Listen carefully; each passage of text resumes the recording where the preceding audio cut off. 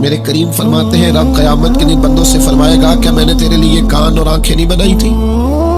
کبھی اندھے سے مل کے دیکھے نا، کبھی بہرے سے بات کر کے دیکھے نا۔ رب فرمائے گا کیا میں نے تیرے لیے کان اور آنکھیں نہ بنائی تھی؟ اللہ فرمائے گا کیا میں نے تیرے لیے جانوروں کو کھیتوں کو مسخر نہیں کیا تھا؟ ہر جانور پر تو سواری کرتا ہے، جانوروں کے گوشت کھاتا ہے، جانوروں کا دودھ پیتا ہے، کھیت کے اندر ہل چلاتا ہے، اناج ہے، پھل ہے، سبزیاں۔ وَالَّذِي خَلَقَ لَكُم مَا فِي الْأَرْضِ جَمِيعًا، زمین میں جو کچھ ہے حضرت انسان کے لیے پیدا کیا۔ اللہ فرمائے گا تیرے لیے کان بنائے، آنکھیں بنائی، تیرے لیے مسخر کیا جانوروں کو، تیرے لیے مسخر کیا کھیتوں کو۔ پھر رب کہے گا میں نے تجھے خوشحالی دی، میں نے تجھے سرداری دی۔ پھر اللہ فرمائے گا یہ بتا کیا تجھے مجھ سے ملنے کا یقین نہیں تھا؟ کیا تجھے یہ خبر نہیں تھی کہ تیری رب سے بھی ملاقات ہوگی؟ تجھے اللہ کے حضور بھی حاضر ہونا ہے، تجھے اس کا یقین نہیں تھا؟ اور حدیث پاک کا جو آخری جملہ ہے وہ ہر دل پر دستک دیتا ہے۔ حضور فرماتے رب فرمائے گا میں بھی آج تجھے اسی طرح ہی فراموش کر دوں گا جس طرح تو نے مجھے بھلا دیا تھا۔ جا، تو نے اگر مجھے بھلا دیا تھا آج میں نے بھی تجھے فراموش کیا۔ دعا کرو ہمارے ساتھ یہ سلوک نہ ہو۔ ہم تو مالک کے کرم کی امید پر ہی قبر میں جائیں گے، اس کی رحمت کی امید پر ہی میدان محشر میں کھڑے ہوں گے۔ باقی پتہ سارا ہے سردار نو کیتی ادا ادا پردہ پایا ہی تیرا بھلا ہوسی۔ خبر تو ساری ہے، پتہ تو سارا ہے، علم تو سارا ہے۔ سب سے زیادہ ہم جانتے ہیں کہاں کہاں نافرمانی ہوئی۔ یاد رکھنا اس کے حضور کھڑے ہونا ہے، اللہ کے حضور جواب دینا ہے۔ اگر ظلم کیا ہے ملازم پر تو جواب پھر بھی دینا ہے، ظلم کیا ہے گاہک پر تو جواب پھر بھی دینا ہے، اگر ظلم کیا ہے پڑوسی پر تو جواب پھر بھی دینا ہے۔ فَوَرَبِّكَ لَنَسْأَلَنَّهُمْ أَجْمَعِينَ، محبوب تیرے رب کی قسم، اپنے لفظوں میں بات کروں، اللہ کہتا ہے محبوب میں نے تیرے رب دی قسم میں انہوں پوچھ لینا ہے، پوچھ لینا ہے میں نے ان سے سوال کرنا، اما کانوا یعملون، جو یہ عمل کرتے تھے پوچھوں گا، سوال کروں گا۔ میرے نبی پاک صلی اللہ تعالی علیہ وسلم کے غلاموں، اگر ظلم کیا ہے بیوی پر حساب پھر بھی دینا ہے، اگر وراثت کی تقسیم پر زیادتی کی ہے بہن بھائیوں سے حساب پھر بھی دینا ہے، اگر تربیت ٹھیک نہیں کی اپنے بچوں کی تو حساب پھر بھی، تم سربراہ تھے ایک ادارے کے، ہمارے پاس امانتیں آتی تھی، بچے پڑھتے تھے، مجموع کے مجمع تم سے عقیدتیں رکھتے تھے، لوگ تمہیں نیک سمجھتے تھے، ہاتھ چومتے تھے، پھول پھینکتے تھے، تم نے بڑی عزتیں سمیٹی، تم نے خوشحالیاں اور سرداریاں سمیٹی۔ فَوَرَبِّكَ لَنَسْأَلَنَّهُمْ، تمہیں حساب دینا ہے۔ آج بڑے بڑے لوگ حساب کے ڈر سے کانپ گئے۔ بغداد کے شیخ عبد القادر جیلانی حرم مکہ میں سر سجدے میں رکھ کے کہنے لگے مہربانی کرنا مجھ سے حساب نہ لینا۔ خواجہ حسن بصری کہتے ہیں میں حرم میں تھا، اپنے حجرے میں تھا، کسی کے چیخنے کی آواز آئی یا اللہ معاف کر دے، یا اللہ معاف کر دے، حساب والے دن میرے اوپر نرمی کرنا۔ فرماتے میں نے کہا کوئی گناہ گار آہوزاری کر رہا ہے، میں جا کے تسلی دیتا ہوں، اور جب میں نے جا کے چہرہ دیکھا فرماتے کلیجہ پھٹ گیا، وجود کانپ گیا، اور میں اس دعا کرنے والے کے قدموں سے لگ گیا۔ لوگوں تمہیں پتہ ہے وہ کون تھا جو دعائی دے رہا تھا کہ مالک حساب نہ لینا؟ وہ حسین کا کربلا میں تنہا بچ جانے والے صاحبزادہ امام زین العابدین تھے، وہ شیر خدا کا پوتا، فاطمہ کا جگر پارا، تعلیم امت کے لیے حرم مکہ میں اللہ کے حضور آہوزاریاں کرتا ہے۔ مالک وَلِمَنْ خَافَ مَقَامَ رَبِّهِ جَنَّتَانِ، اللہ کہتا ہے جو میرے سامنے کھڑے ہونے سے ڈرے گا میں تو جنتیں دوں گا۔ امام زین العابدین حرم مکہ میں کہتے ہیں مالک حساب نہ لینا، مہربانی کرنا، پردے رکھنا۔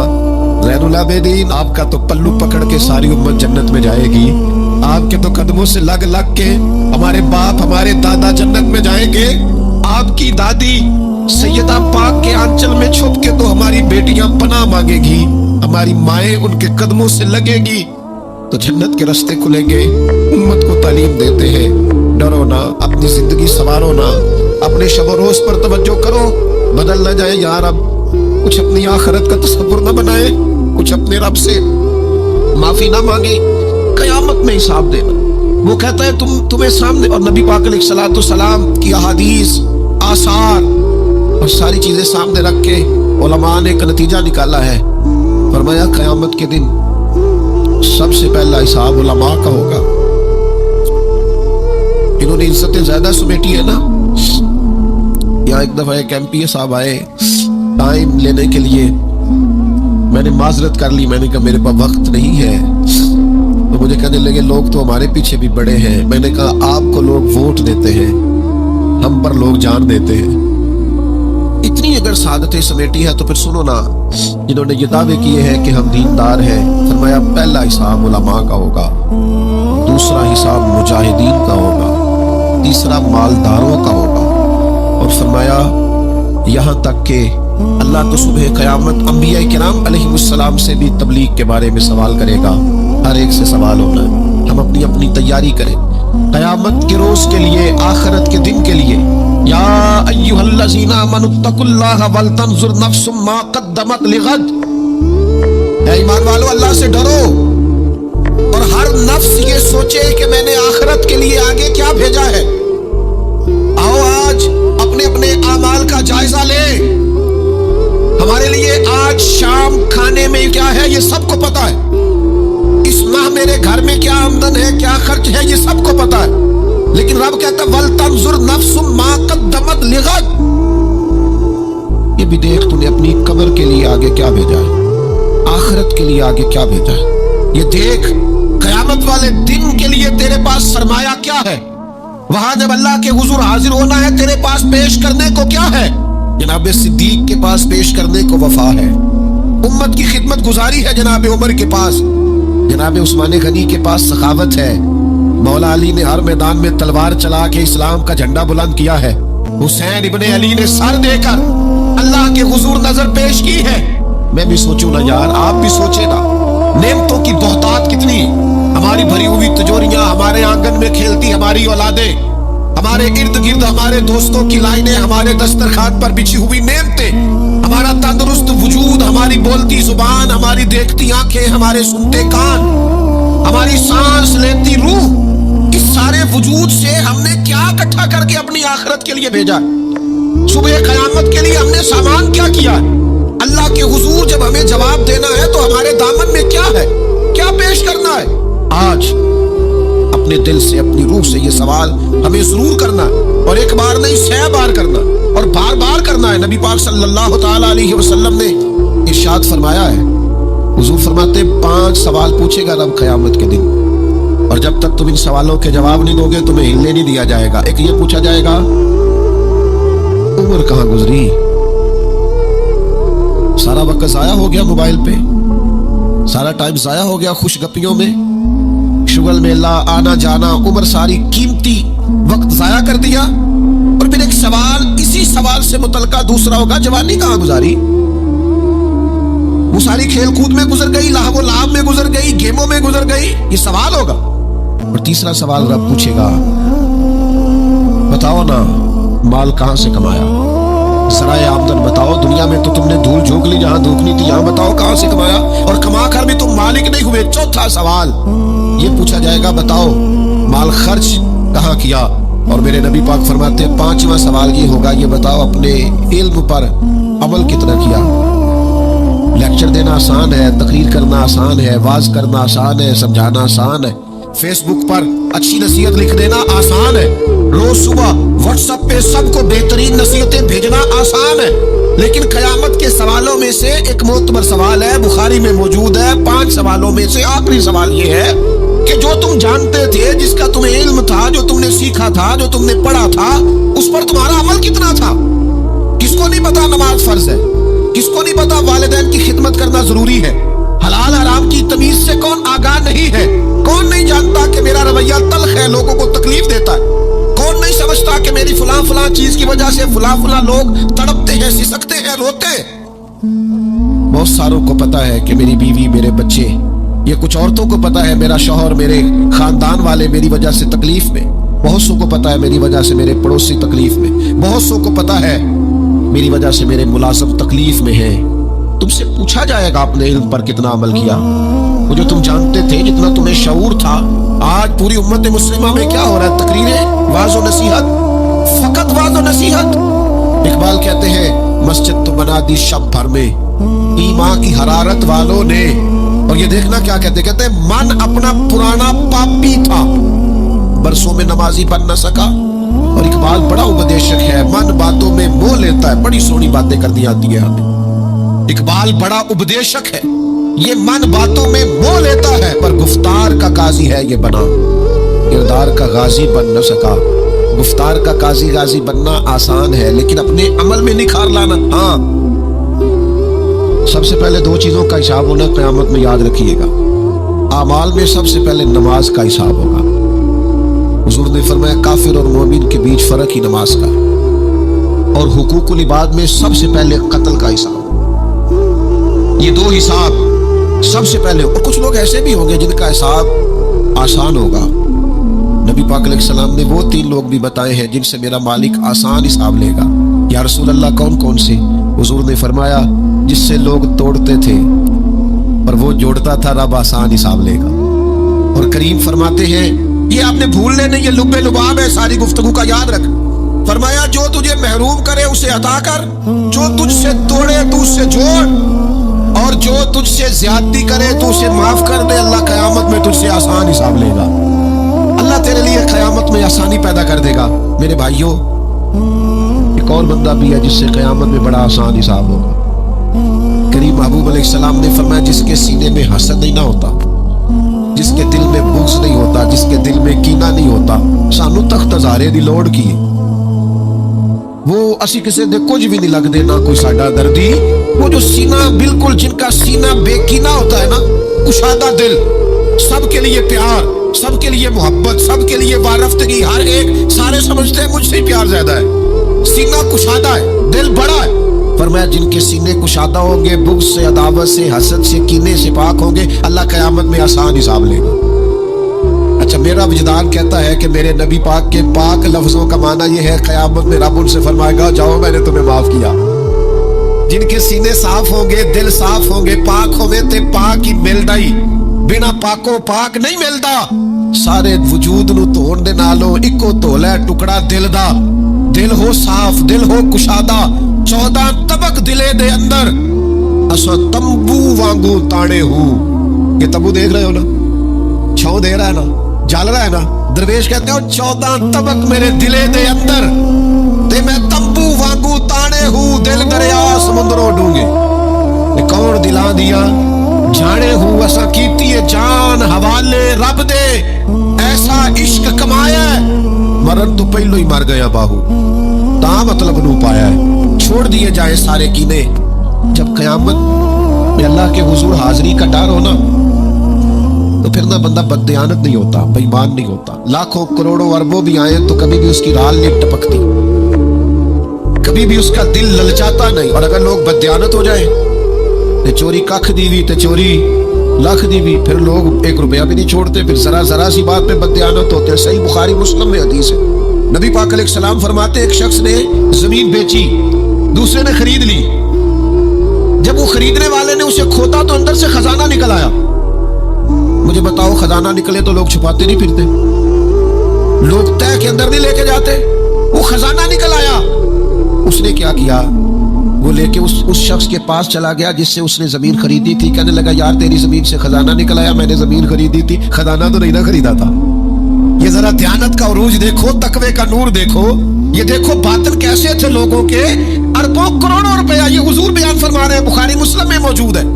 کریم فرماتے ہیں اس شخص نے جا کے کہا بھائی میں نے زمین خریدی تھی، خزانہ نہیں خریدا تھا، لہذا یہ تیرا ہے۔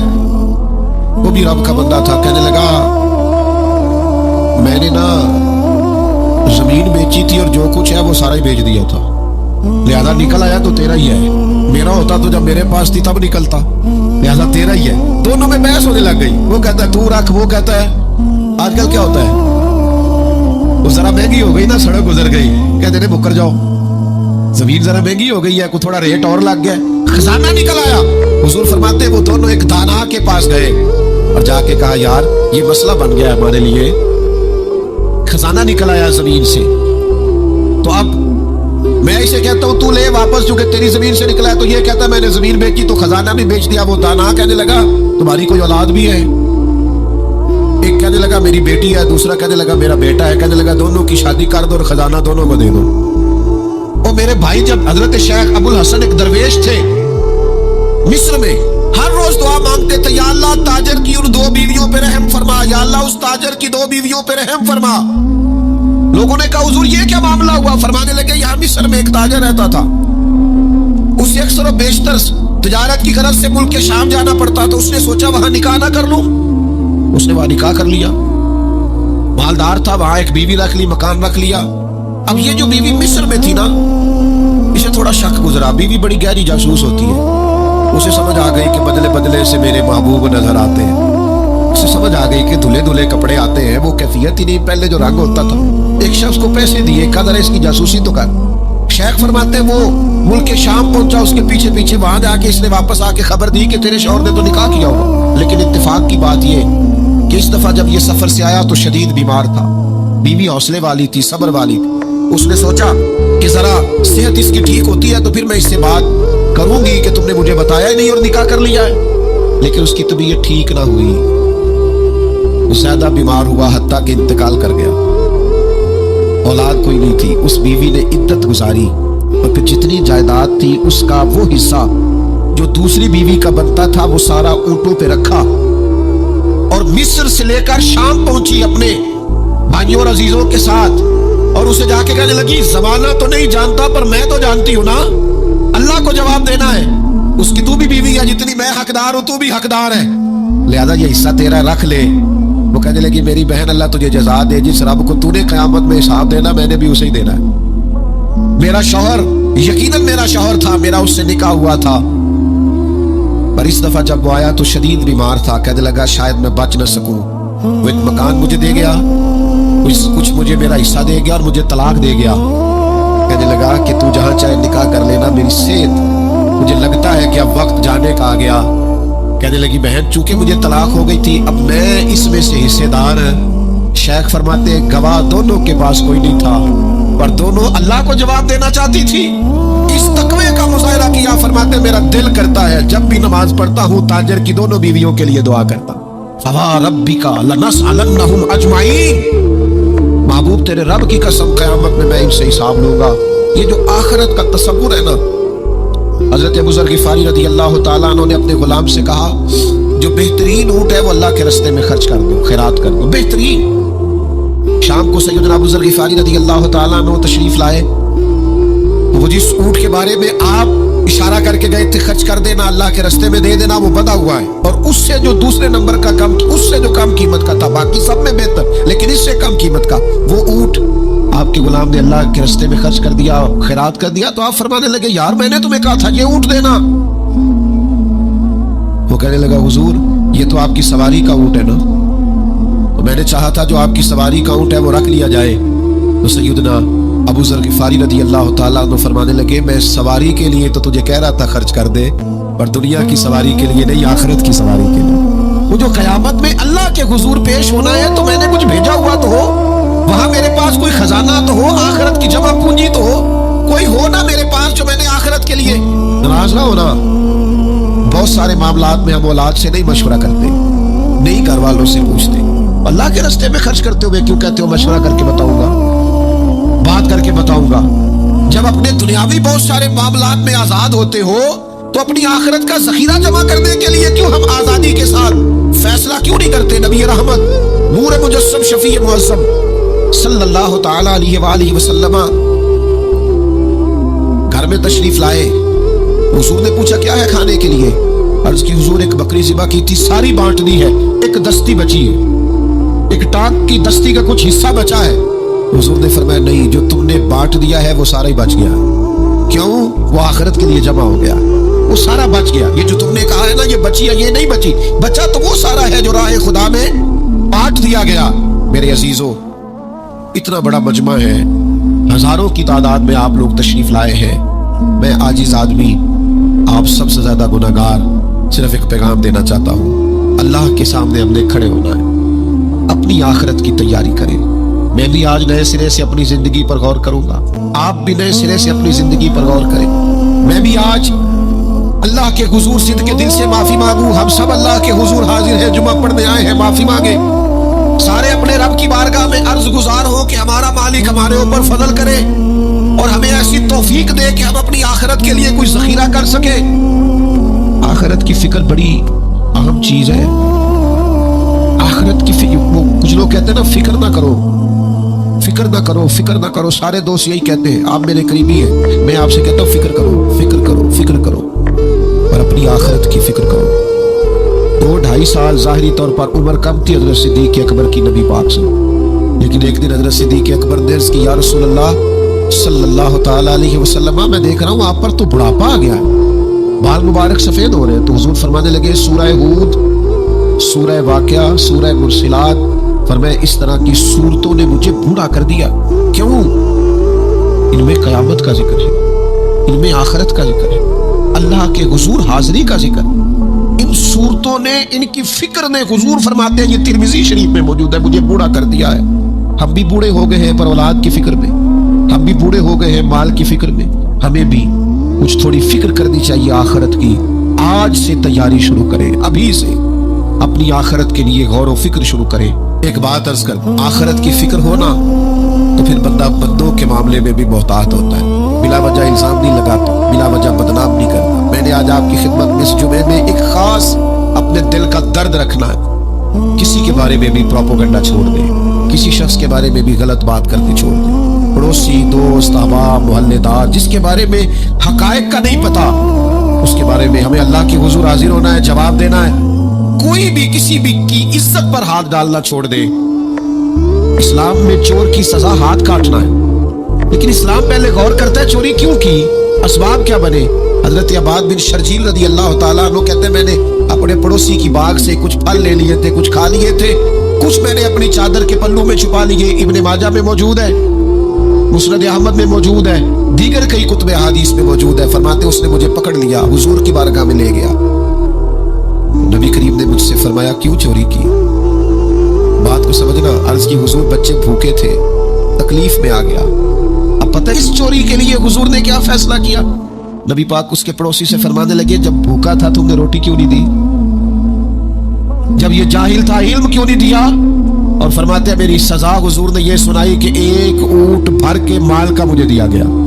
دوستو, الزام تو لگا دیتے ہو کہ فلاں غریب آدمی بار بار مانگتا ہے, فلاں بار بار ستاتا ہے, فلاں قرض مانگتا ہے. اپنی آخرت سے ڈرے, دیکھیں تو صحیح لوگ مجبور کیوں ہیں, تنگ دست کیوں ہیں, پریشان کیوں ہیں.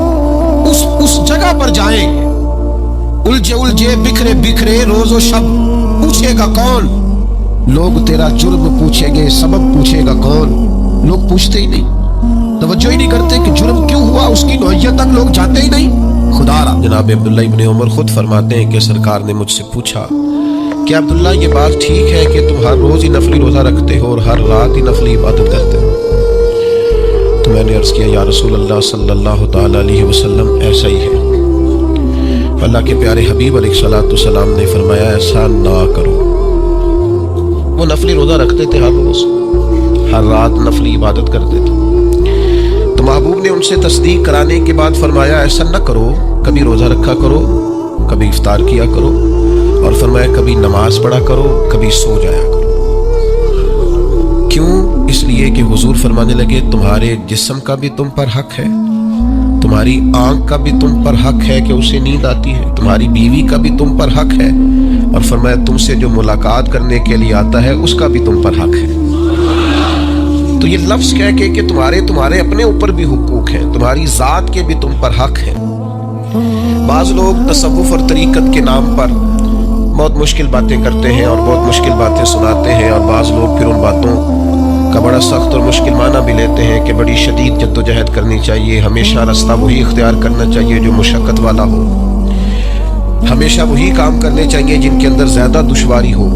ٹھیک ہے, بعض اوقات مشقت والے کام, مجاہدے والے کام انسان کی نفس کی تربیت کے لیے بڑے اچھے ہوتے ہیں, لیکن ایسی مشقتیں, ایسے مجاہدے جو انسان کو اتنا کمزور کر دیں کہ وہ ضرورت کے جو حقوق ہے وہ بھی پورے کرنے کے قابل نہ رہے, اس کی صحت پر ہی اثر انداز ہو جائے, وہ آنے جانے والوں سے ملنے کے قابل ہی نہ رہے, وہ دیگر اس کے ذمے جو اس کے خاندان کے قبیلے کے بال بچوں کے حقوق ہیں وہ ادا ہی نہ کر سکے تو اسلام اس کی بھی اجازت نہیں دیتا۔ خود ساختہ تصوف اور خود ساختہ طریقت کا جو مفہوم لوگوں نے بنا لیا ہے وہ مفہوم بھی درست نہیں ہے۔ ہمارے بزرگ تھے شیخ المشائخ اور استاذ الاساتذہ حضرت شیخ محمد تحسین رضا خان صاحب بریلوی رحمۃ اللہ تعالی علیہ 50 سال کے لگ بھگ انہوں نے درس حدیث دیا ہے۔ تو میں ان پر ایک مضمون لکھ رہا تھا، میں نے ان سے عرض کی حضور آپ تہجد پڑھتے ہیں؟ فرمانے لگے نہیں، میں عشاء جماعت سے پڑھتا ہوں، اس کو بھی سالوں بیت گئے، اور میں فجر جماعت سے پڑھتا ہوں، یہ بھی میری زندگی کا معمول ہے، لیکن میں سحری کے وقت اس لیے نہیں اٹھ پاتا کہ مجھے صبح 8 بجے بیٹھ کر بچوں کو درس حدیث پڑھانا ہوتا ہے، عشاء کے بعد مجھے مطالعہ کرنا ہوتا ہے، تو میں سمجھتا ہوں یہ بھی میرے لیے نفل عبادت ہے، لہذا میں رات کو بھی کتاب و سنت دیکھتا ہوں اور سارا دن بھی کتاب و سنت پڑھاتا ہوں، امید ہے میرا رب مجھے تہجد کا اجر بھی عطا کرے گا۔ عزیز دوست، آپ یاد رکھیے گا، اس کو سمجھیے گا کہ ہمارے ہاں بعض لوگ بعض چیزوں کو زیادہ دشواری بنا لیتے ہیں۔ فلاں آدمی کو میں نے کبھی نفل پڑھتے نہیں دیکھا، یہ طریقت نہیں۔ کیا آپ نے اسے نفل پڑھتے نہیں دیکھا تو وہ صوفی نہیں؟ آپ یہ بتائیے کبھی فرض چھوڑتے تو نہیں دیکھا؟ کبھی اسے ضروریات دین کو چھوڑتے تو نہیں دیکھا؟ اور نفل تو ویسے بھی انسان کا رب سے ذاتی معاملہ، ہو سکتا ہے سامنے والا چھپ کے پڑھتا ہو سکتا ہے وہ کسی ایسے لمحے میں پڑھتا ہو جب وہ سمجھے کہ اس وقت مجھے تنہائی میسر ہے۔ تو حضور نے فرمایا تمہارے نفس کا بھی تم پر حق ہے، جن جن چیزوں کو اللہ رسول نے جائز قرار دیا ہے وہ کوئی شخص بھی استعمال کرتا ہے تو اس کو کوئی شخص ناجائز کر سکتا نہیں، کسی کو بھی اس کا اختیار اور حق حاصل نہیں ہے۔ بلکہ صحیح بخاری کے اندر سیدہ عائشہ صدیقہ رضی اللہ تعالیٰ عنہ کی ایک روایت موجود ہے، آپ فرماتے ہیں نبی پاک صلی اللہ تعالیٰ علیہ وسلم نے کوئی کام کیا، بعد میں رخصت دے دی، اجازت دے دی، فرمایا چاہے کرو چاہے نہ کرو، نہ کرنے کی اجازت دے دی، پہلے سرکار نے کیا۔ تو بعض لوگ ایسے تھے جنہوں نے اس رخصت سے فائدہ نہیں اٹھایا، وہ کام کرتے رہے، حضور نے اجازت دی تھی لیکن انہوں نے اس اجازت سے فائدہ نہ اٹھایا۔ تو نبی کریم علیہ السلام کو جب اس بات کا علم ہوا تو محبوب نے اللہ کی حمد کی اور حضور فرمانے لگے یہ بعض لوگوں کو کیا ہو گیا ہے کہ وہ ان کاموں سے بچتے ہیں جو میں کرتا ہوں، یعنی جس رخصت اور گنجائش پر میں عمل کر رہا ہوں اللہ کا محبوب ہو کے وہ اس چیز کو چھوڑ رہے ہیں، اس سے اعتراض برت رہے ہیں حالانکہ میں اجازت دے رہا ہوں۔ اور پھر اللہ کے حبیب علیہ السلام نے کیا خوبصورت انداز میں اس سارے مفہوم کو اتنا سمیٹا کہ اس کو ہمیشہ کے لیے بند کر دیا۔ اللہ کے محبوب فرمانے لگے مجھے اللہ کی قسم میں تم سب سے زیادہ رب کو جانتا ہوں اور میں تم سب سے زیادہ اللہ سے ڈرتا ہوں۔ تو جب میں کسی گنجائش پہ عمل کر رہا ہوں، جب میں کسی ضرورت پر عمل کر رہا ہوں، تو یہاں ایک دوست تشریف لائے ہمارے پاس تو وہ ہمیں مشورہ دینے لگے کہ آپ کے ہاں بچوں کو چھٹی ہوتی ہے تو وہ تقریباً 1.5 دن بنتا ہے، ظہر کی نماز کے بعد ہفتے کو وہ چلے جاتے ہیں اور اتوار کا سارا دن وہ چھٹی میں رہتے ہیں، تو یہ 1.5 دن پورا ان کا ضائع ہوتا ہے۔ تو یہ تو معاملہ ٹھیک نہیں ہے، اس طرح تو ایسا ہے نا کہ مدارس دینیہ میں کیا کام ہے چھٹی کا؟ تو میں نے ان سے کہا ہو سکتا ہے مدرسے کے طالب علموں کو بھی نیند آتی ہو سکتا ہے ان کا بھی کبھی کسی گراؤنڈ میں جا کے کھیلنے کو جی چاہتا ہو سکتا ہے یہ بھی اسی طرح کے لوگ ہوں جس طرح کے عام بچے ہوتے ہیں، ہو سکتا ہے وہ ساری خواہشات ان کے اندر بھی پائی جاتی ہوں جو باقی لوگوں کے اندر پائی جاتی ہیں۔ آپ وہ پابندیاں کیوں لگاتے ہیں جو پابندی اللہ رسول نے نہیں لگائی؟ جس چیز کو شریعت نے بین نہیں کیا ہم کون ہوتے ہیں اس کو بین کرنے والے؟ جی ہاں، ایک بات ضرور ہے، ہم اپنے وجود کے مالک نہیں ہیں، اس کا مالک اللہ ہے، وہ خالق ہے، ہم مخلوق ہیں، وہ معبود ہے، ہم اس کے عابد ہیں، وہ ہمارا مالک ہے۔ ہمیں اپنے نفس کو، اپنے وجود کو اس کی فرما برداری میں رکھنا۔ نفس کے حق کا یہ مطلب نہیں ہے کہ خواہش نفس میں اگر کوئی ناجائز چیز پیدا ہوتی ہے تو اس کی تکمیل کے لیے بھی ہم دوڑ پڑیں گے، اس کی شریعت کے اندر اجازت نہیں ہے۔ اجازت اس بات کی ہے کہ جن چیزوں کو شریعت نے جائز قرار دیا ہے آپ اگر ان کا حصول چاہتے ہیں، آسانی چاہتے ہیں تو آپ ضرور ان کو اختیار کریں، کوئی منع والی بات نہیں ہے۔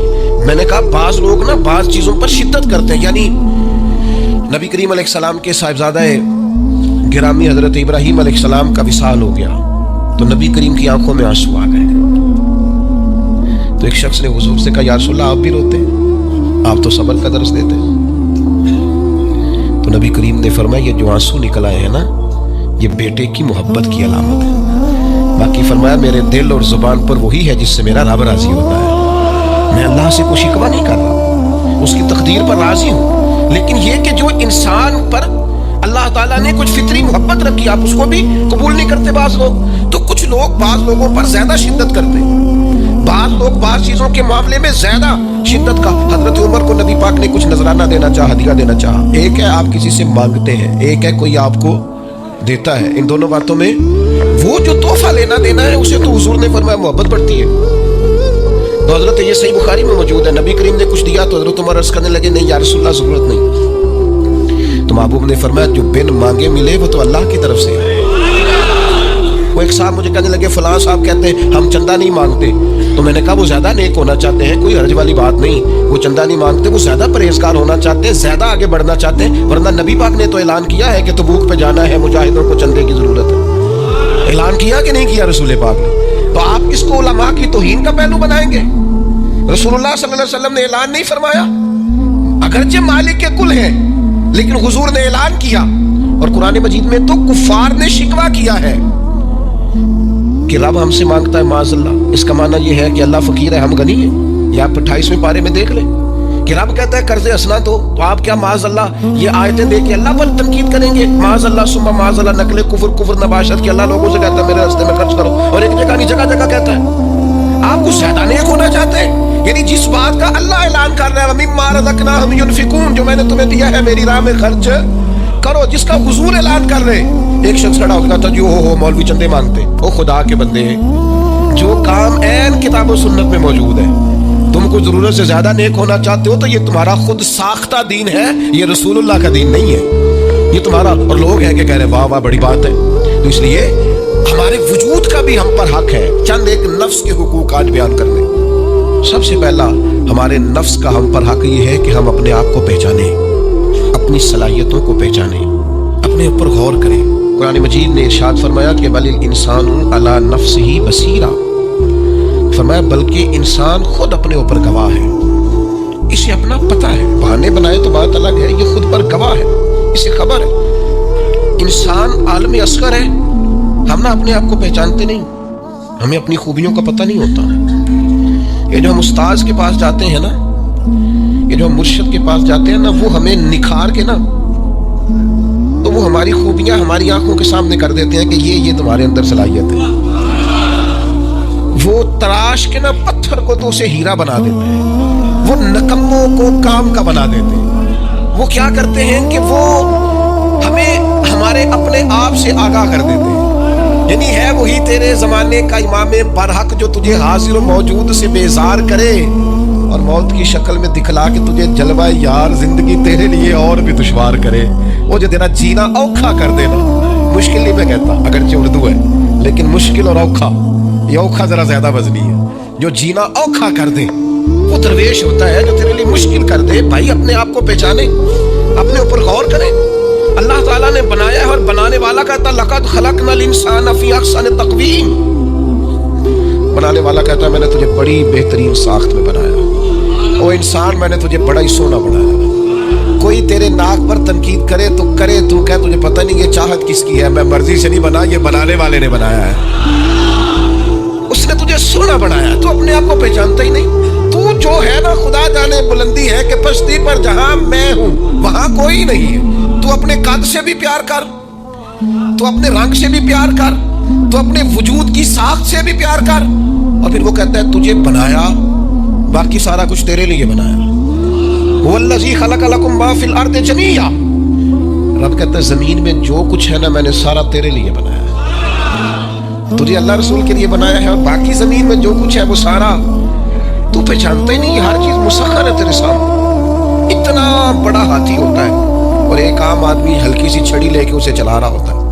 اونٹ کتنا لمبا چوڑا وزنی ہوتا ہے لیکن ایک عام آدمی اس کے ناک میں نکیل ڈال کے اسے گھما رہا ہوتا ہے. کتنی بڑی بھینس ہوتی ہے لیکن چھوٹے سے بچے نے مہار پکڑی ہوئی ہوتی ہے. ایک عام آدمی پائلٹ بن کر جہاز پہ بیٹھتا ہے اور منوں ٹنوں کے حساب سے وزن ہے, افراد ہے, لیکن ہواؤں پر سواری کر کے اسے چیرتا ہوا وہ مہینوں کی منزلیں گھنٹوں میں طے کر کے کراس کرتا ہے. تسخیر کائنات کے لیے تجھے بنایا ہے, تو سو رہا ہے, تو جاگتا ہی نہیں, تو اپنے آپ کو پہچانتا ہی نہیں. اقبال اقبال سے کسی نے کہا میں رب تک جانا چاہتا ہوں، اقبال کہنے لگے عجب نہیں کہ خدا تک تیری رسائی ہو، پر تیری نظر سے تو پوشیدہ ہے آدمی کا مقام، تو بندے کے مقام کو نہیں سمجھ سکا ابھی تک، من عرف نفسہ فقد عرف ربا۔ درویش کہتے ہیں جو اپنے آپ کو پہچان گیا وہی تو اپنے رب کو پہچان گیا ہے۔ اپنی قدر کو پہچانے، اپنی اہمیت کو پہچانے۔ آپ کے اندر بڑی صلاحیت پنہا ہے، چھوٹی چھوٹی باتوں میں پریشان ہو گئے، کام نہیں ملتا، کاروبار نہیں چلتا، ہو تیرے پاس بڑا کچھ ہے یار، کام نہیں بھی ملتا تو اگر وقتی طور پر کوئی حالات خراب ہے تو اپنا قد کاٹ تو دیکھ، اپنا حسن تو دیکھ، اپنی سوچ تو دیکھ، تفکرات تو دیکھ۔ تجھے بنانے والے نے کوئی کمی چھوڑی نہیں، اس نے کمال کر دیا ہے، قدرت نے رنگ بھر دی ہے تیرے وجود میں۔ کبھی تو اپنے رب کے شاہکار ہونے کی نظر سے اپنے آپ کو دیکھے، تجھے اپنے آپ سے پیار ہو جائے، تجھے اپنے آپ سے محبت ہو جائے۔ میں کبھی تنقید کیا کرتا تھا کہ یہ جوان شیشوں اور آئینوں کے سامنے بڑی دیر تک کھڑے رہتے ہیں، تو ایک دن ایک سادے سے بزرگ مجھے کہنے لگے یہ جو آئینے کے سامنے کھڑا ہے نا، یہ بھی رب کی تخلیق کو دیکھ رہا ہے، یہ کہہ رہا ہے کریم نے کمال نہیں کر دیا مجھے بنانے والا، آج نہیں کر دی، کیا حسن کے جلوے، کیا خوبصورتی اور کیا نورانیت اس نے پیدا کی ہے انسانی، اور پھر یہ جو دیا بن مانگے دیا۔ ایک بات یہ کہ اپنے نفس کو پہچانے، اور دوسری بات یہ ہے کہ عزت نفس کا بھی خیال کریں، اپنے آپ کو رسوا نہ کریں۔ اللہ نے عزت دی ہے تو اپنے آپ کو ذلت کی جگہ پر کھڑا نہ کریں، تہمت والی جگہ پہ اپنے آپ کو کھڑا نہ کریں، کبھی اپنے آپ کو اتنا کمزور نہ کریں۔ جھکنا ہے رب رسول کے سامنے، بلا وجہ دنیا داروں کے، سیٹھوں، نوابوں کے اور وزیروں مشیروں کے سامنے اپنے آپ کو رسوا نہ کریں، کسی کی گاڑی کے پیچھے بھاگ کے اللہ کی دی ہوئی شان کو کمزور نہ کریں، ذلت کی جگہ پہ اپنے آپ کو کھڑا نہ کریں۔ شریعت اسلامیہ نے مومن کا وقار کیا بیان کیا ہے؟ رب کریم نے فرشتوں سے جب مشورہ کیا تھا نا بندہ بنانے کے لیے، انسان کی تخلیق کے لیے، تو وَإِذْ قَالَ رَبُّكَ لِلْمَلَائِكَةِ إِنِّي جَاعِلٌ فِي الْأَرْضِ خَلِيفَةً، اللہ نے فرشتوں سے فرمایا میں زمین پہ اپنا نائب بنانا چاہتا ہوں۔ اوہو، کبھی آپ اس کو سمجھ جائیں نا کہ یہ عزت کا تاج کیا ہے۔ رب کہتا ہے میں نے تجھے زمین پر اپنا خلیفہ بنایا ہے، تو نائب ہے میرا، اور کتنا تو پروقار ہے اور تو کتنا طاقتور ہے انسان، تیرے اندر کتنی صلاحیتیں ہیں۔ سورہ احزاب میں اللہ کریم فرماتے ہیں رب نے اپنی امانت زمین و آسمان پر رکھنی چاہیے تو زمین و آسمان نے انکار کر دیا اللہ کی امانت کو اٹھانے سے، وَحَمَلَهَا الْإِنسان، اور انسان نے اس امانت کو اٹھا لیا، کہا مالک میں تیری امانت اٹھاؤں گا، میں تیرا نام لے کے گلیوں میں گھوموں گا، میں تیری توحید کے ڈنکے بجاؤں گا۔ حضرت انسان نے کہا میں تیرے نام کے نعرے لگاؤں گا، میں تیری عبادت کروں گا، میں تیرے لیے نکلوں گا، میں تیرے لیے خیرات کروں گا، میں تیرے رشتے میں اپنی صلاحیت۔ وَحَمَلَهَا الْإِنسان، انسان نے امانت اٹھائی اور کہا مالک میں نکلوں گا تیرے نام کی سربلندی کے لیے، میں تیرے نام پر جہاد کروں گا، اگر جان دینی پڑی تو دعائیں مانگ مانگ کے کہوں گا مالک میں تیرے راستے میں شہید ہونا چاہتا ہوں۔ اللہ کی امانت کو حضرت انسان کیوں اپنے آپ کو رسوائی والی جگہ پہ کھڑا کرے، کیوں کمزور کرے؟ بہت پہلے کہا تھا، فقیر آدمی ہوں، جو باتیں کہتا ہوں کوشش کرتا ہوں سوچ سمجھ کے کہوں۔ بہت پہلے کہا تھا میں نے کہ جو اپنی برادری کو بڑا جانتا ہے اس کی زیادتی نہیں، زیادتی اس کی ہے جو اپنی برادری کو سب سے چھوٹا جانتا ہے۔ تو بڑا نالائق ہے، تو کہتا ہے میں چھوٹی برادری میں پیدا ہوا ہوں، تو مرضی سے پیدا ہوا ہے، یہاں تجھے تیرے رب نے پیدا کیا۔ جو ماں تیرے، میں نے ایک دفعہ کہا کچھ دوستوں سے، کہنے لگے کدھر جا رہے ہیں؟ میں نے کہا اپنے والد صاحب کے مزار پہ۔ کہنے لگے پیر تھے؟ میں نے کہا نہیں۔ عالم تھے؟ میں نے کہا نہیں۔ کسی بہت بڑے ادارے میں کسی صدر نشین کی سیٹ پہ بیٹھتے تھے؟ میں نے کہا نہیں۔ وہ ٹریکٹر پر بیٹھ کر کھیتوں میں ہل چلاتے تھے، شام کو بھینسوں کا دودھ دھوتے تھے، وہ کسان تھے، وہ محنت کرتے تھے، پھر وہ تاجر تھے، چھوٹی سی تجارت کرتے تھے۔ لیکن مجھے اگر کوئی کائنات میں پوچھے گا نا خوش نصیب کتنے ہو، تو میں کہوں گا میں نے اس طرح کا باپ نہیں دیکھا جس طرح کا اپنا باپ دیکھا، اس لیے کہ میری شخصیت میں اگر کوئی نکھار ہے تو سب سے زیادہ رنگ میرے ابا جی کے بھرے ہوئے ہیں، تو میں کیسے انکار کروں؟ سب سے زیادہ ان کے دیے ہوئے رنگ ہیں شخصیت کے اندر، ماں باپ کے۔ او بھائیو، ناز کے ساتھ زندگی گزاری جاتی ہے، کبھی اپنے آپ کو رسوائی والی جگہ پہ کھڑا نہ کریں، کبھی اپنے آپ کو کمزور نہ کریں، مضبوط رہیں، طاقتور رہیں۔ اور تیسری بات، ایک تو اپنے نفس کو پہچاننا ہے، دوسرا اپنی عزت کرنی ہے۔ کس کی عزت کرنی ہے؟ اپنی عزت کرنی، تکبر نہیں کرنا، اپنی عزت کرنی ہے۔ عربی کے کسی شاعر نے کہا تھا جو اپنی عزت نہیں نہ کرتا اس کی عزت بھی کوئی نہیں کرتا۔ اب وہ آپ نے ایک عام محاورہ سنا ہوگا, اپنی عزت بندے کے اپنے ہاتھ میں ہوتی ہے. اس کا معنی کیا ہے؟ آپ کبھی بھی کوئی ایسا کام نہ کریں جس سے آپ کی ذلت ہو. آپ اپنی عزت کریں, آپ اپنی تکریم کریں, آپ اپنے وقار کو بلند رکھیں. آپ کبھی بھی اپنے لہجے کو, معیار کو کمزور نہ ہونے. آپ فکری توانائی کا ہمیشہ مظاہرہ کریں, طاقتور رہیں, کمزور نہ پڑے کبھی. اور تیسرا یہ ہے کہ اپنے نفس کی تربیت کریں. جس طرح انسان اپنے وجود کی نشو و نما کرتا ہے نا, وہ کہتا ہے یہ کھاؤں گا تو طاقت ہوگی, یہ کھاؤں گا تو بیمار ہوں گا, یہ کھاؤں گا تو میں فریش رہوں گا, یہ کھانے سے میری طبیعت میں درد ہوگی. اسی طرح وہ اپنی تربیت کرے, اپنی نشو و نما کرے, اپنی روحانی تربیت پر توجہ دے. وہ دیکھے یہ کام کرنے سے میری طبیعت گناہ کی طرف مائل ہوتی ہے, اس بری صحبت میں بیٹھنے سے میرے اندر بعض بری چیزیں آتی ہیں, اس کے پاس بیٹھنے سے سوچے میری گدلی میلی کچیلی ہوتی, اور اس شخص کی صحبت جو ہے وہ مجھے تازہ کرتی ہے, اللہ کے قریب کرتی. تربیت نفس پر توجہ دے, اپنی باطنی کیفیات کو ملاحظہ کرے. اپنی تربیت سب سے زیادہ انسان خود کر سکتا ہے. بل الانسان والا نفس ہی بصیرہ, انسان خود اپنے اوپر گواہ ہے.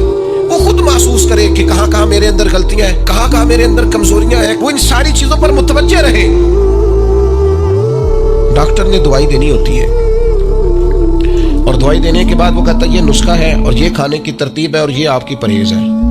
اب مریض کہے کہ جناب ڈاکٹر صاحب کوئی نظر کریں آپ تاکہ میں نظر سے ٹھیک ہو جاؤں, تو ڈاکٹر کہے گا میری نظر یہی ہے جو میں نے نسخہ لکھا ہے نا, یہی نسخہ ہے, یہ دوائی کھائیں. یہ وہ لوگ آتے ہیں پیر صاحب کے پاس, کہتے ہیں کوئی نظر کریں میں نیک ہو جاؤں. بھی پیر صاحب نے نسخہ بتایا نا, 5 نمازیں پڑھو, نماز کے بعد یہ والا ذکر کرو.